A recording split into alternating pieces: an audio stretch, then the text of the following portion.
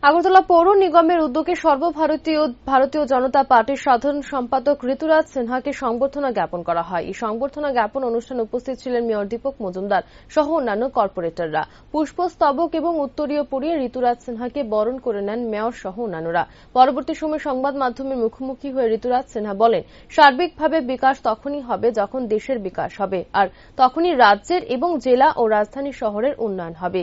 দেশের প্রধানমন্ত্রী নরেন্দ্র মোদীর আরবান ডেভেলপমেন্টের প্রকৃত উন্নয়নের মডেল হল আগরতলা স্মার্ট সিটি। তিনি আরো বলেন, মেয়র দীপক মজুমদারের শতপ্রণোদিত উদ্যোগ এবং রাজ্যের মুখ্যমন্ত্রী ডক্টর মানিক সাহার যোগ্য নেতৃত্বে উন্নয়নের যজ্ঞ চলছে। তার জন্য ঋতুরাজ সিনহা সবাইকে অভিনন্দন জ্ঞাপন করেন।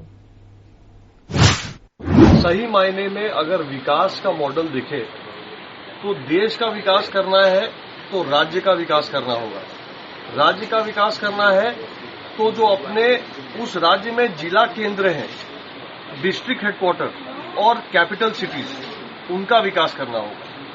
और मोदी साहब का अर्बन डेवलपमेंट का जो मॉडल है उसका एक बहुत सुंदर एग्जाम्पल अगरतला कॉरपोरेशन दिखा रहा है।